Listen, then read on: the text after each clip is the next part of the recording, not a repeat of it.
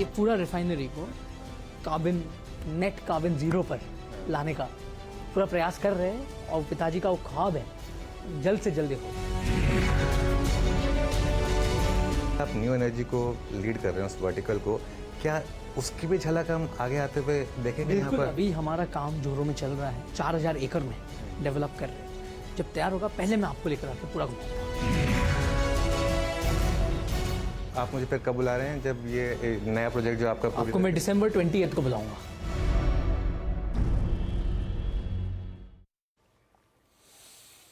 तो जो भी आपने एक स्क्रिप्ट देखी, पूरी एक क्लिप देखी, ये कल जो है एक बहुत बढ़िया मैसिव इंटरव्यू था आनंद अंबानी जी का, जो अनुज ने जामनगर में जाके किया। बहुत सारी बातें हुई, पहली बार बिजनेस पे बात करते हुए आपने उनको सुना होगा।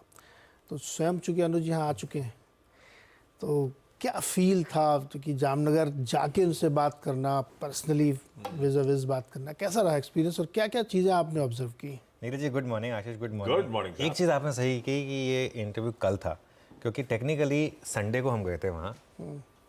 ये इंटरव्यू रात को 1:30 बजे चल रहा था। मतलब आप बिलीव करेंगे, संडे को पूरा दिन हम उस फैसिलिटी के टूर पे थे, पूरा दिन। संडे को मेरे ख्याल से 2-3 बजे से वो टूर शुरू हुआ था। अनंत अंबानी उसको खुद लीड कर रहे थे और उसके बाद वो पूरा 1:30 बजे रात को फिनिश हुआ। उसके बाद हमने ये इंटरव्यू किया और उसके बाद उन्होंने एक मीटिंग भी की। तो मैं मतलब बता रहा हूँ कि बहुत हार्ड वर्किंग होते हैं लोग, जो एकदम इतनी पोजीशन पे पहुँचते हैं वो ऐसे ही नहीं पहुँचते हैं। जो लोगों को लगता है ना कि काफ़ी हार्ड वर्किंग है। और एक चीज़ है, कल से मुझे काफ़ी लोगों ने मैसेजेस भेजे हैं, काफ़ी मुझे कॉल्स आई हैं। और एक चीज़ जो निकल कर आई है, बहुत लोगों को एक जो पहले कभी कुछ अनफाउंडेड फियर्स रहे हों कि क्या जेन नेक्स्ट उसको आगे ले जा पाएगी, जो धीरू भाई जी ने और जो मुकेश जी ने जो एक एम्पायर क्रिएट किया है। मैं पर्सनली एक इंटरेक्शन के बाद कह सकता हूँ कि वो कम्प्लीटली अनफाउंडेड है और वो निकल के आ रहा है उस इंटरव्यू में। देखिए, और एक चीज़ बता दूँ मैं आपको, इसमें कोई भी स्क्रिप्टेड क्वेश्चन नहीं था।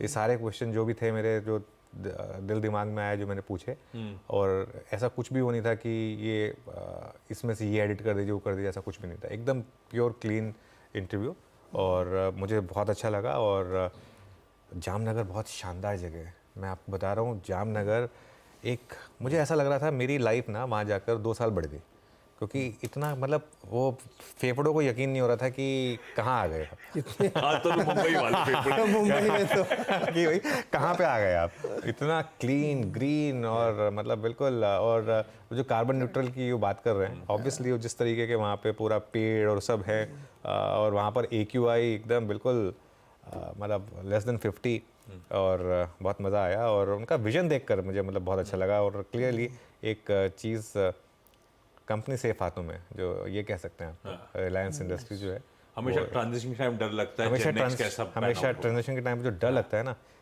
सेफ हाथों में है कंपनी, इसमें मतलब कोई डाउट नहीं है। और कुछ मेरे ख्याल से कुछ जीन्स में भी होता है। देखिए, फैक्ट है कि जो कुछ आपके जीन्स होते हैं वो भी काफ़ी मैटर करते हैं, और ऑब्वियसली काफ़ी हार्ड वर्किंग। और अच्छा, एक और चीज़, इतने डाउन टू अर्थ, कई बार ऐसा होता है ना कि हम कुछ अचीव कर लेते हैं हल्का सा और बहुत ईगो आ जाता है।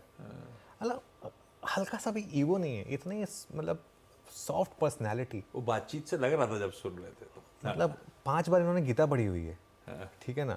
और वो श्लोक वगैरह के साथ रिलेट करना, उसको सनातन के साथ रिलेट करना, ये सब चीज़ें देखिए, मतलब क्या होता है ना, एक परवरिश की भी बहुत वैल्यू होती है। वो ये सब चीज़ें आपको दिखाई देती हैं। और मेरे ख्याल से all the best to him. और जैसा उन्होंने कहा 28 दिसंबर, वैसे 28 दिसंबर फाउंडर्स, क्या था, फाउंडर्स डे है ना, 28 दिसंबर फाउंडर्स डे होता है। फिर से मुलाकात जामनगर में इसी फैसिलिटी पे होनी, ऐसा कुछ है क्या? वो जो न्यू एनर्जी वर्टिकल को लीड कर रहे हैं आनंद जी, उस पर काफ़ी काम चल रहा है जामनगर में। तो वो एक स्नीक पीक हमको दिया है कि वो 28 दिसंबर को फुल्ली रेडी और ऑपरेशनल होगी। वो मतलब उसका पूरा जो है, उसको पूरा ग्रीन में कन्वर्ट किया जा रहा है, वो फुल्ली रेडी होगा। तो ये एक व्यू बन रहा था। तो खैर बहुत मज़ा आया मुझे। और रात के 1:30 बजे इंटरेक्शन चल रहा था। फ्रेश सब दिख रहे हैं। इसके जो विजुअल्स थे देखने लायक थे फैसिलिटी के। ये हमारे लिए नहीं खुलना है, ये आम जनता वाला मामला नहीं है। ये आम जनता वाला मामला नहीं है, और मैं थोड़ा सा लकी रहा इस मामले में। और एक चीज़ बता रहा हूँ मैं आपको, कैमरा जो चीज़ें बयां करते हैं ना, वो हाफ होती है जो आंखें देखती हैं उसका। जो देखा मैंने वो कम्प्लीटली एक मेस्मराइजिंग था।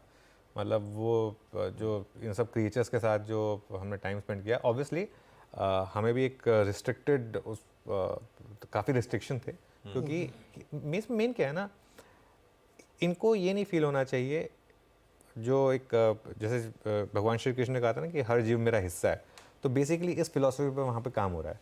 तो वो एक सेवाले की तरह उसको मानते हैं। अब मैं हम जब वहाँ पे हमने टूर लिया था, तो एक प्राणी को जिसको बचाया था, वो डॉक्टर की आंखों में आंसू थे उस समय। मतलब क्योंकि उसको एकदम आपने अपने बच्चे की तरह उसको ट्रीट किया है, उसको बचाया है। तो ये मतलब क्योंकि ये पब्लिक व्यूइंग के लिए नहीं है, ये जू नहीं है। इस चीज़ को बहुत क्लियर मैं बता दूं, कई लोग उसको जू लिख देते हैं, ये जू नहीं है, ये एक animal rehabilitation and rescue centre है। तो इस चीज़ का उसको आपको ध्यान रखना है। काफ़ी इसमें सर्कस में जो एनिमल्स होते हैं उनको रेस्क्यू करके लाया जाता है।